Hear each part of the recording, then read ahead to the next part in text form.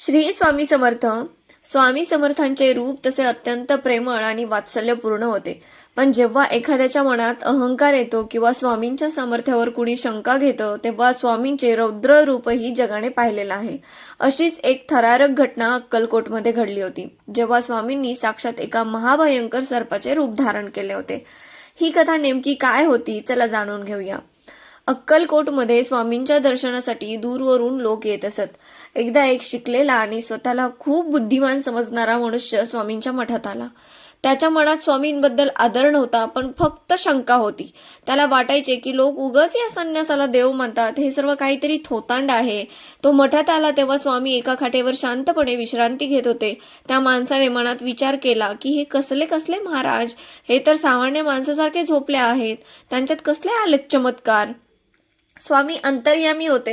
त्यांना त्या माणसाच्या मनातील कुत्सित विचार कळले आणि त्या माणसाने जसा स्वामींच्या जवळ जाण्याचा प्रयत्न केला तसे त्याला तिथे स्वामीऐवजी एक अतिशय मोठा आणि भयानक साप म्हणजे नाग फणा काढून बसलेला दिसला.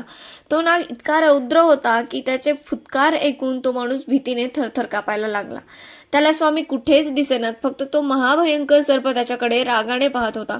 तो माणूस ओरडत मागे पळाला आणि जमिनीवर कोसळला. त्याला घाम फुटला आणि त्याचे तोंड कोरडे पडले होते. तिथे असलेल्या इतर भक्तांना मात्र फक्त स्वामीच दिसत होते. त्यांना कळेना की हा माणूस असा का घाबरतोय. थोड्या वेळाने स्वामींनी जोरात हाक मारली आणि विचारले, काय रे, पाहिला का चमत्कार, आता तरी पटले का.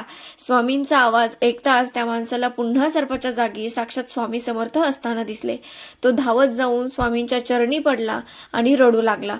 त्याने आपली चूक मान्य केली आणि स्वामींनी त्याला जवळ घेतले आणि समजावले की बुद्धीच्या पलीकडेही एक शक्ती असते, जिला फक्त श्रद्धेनेच पाहता येते. स्वामी समर्थांनी सर्परूप धारण करून त्या माणसाचा अहंकार नष्ट केला.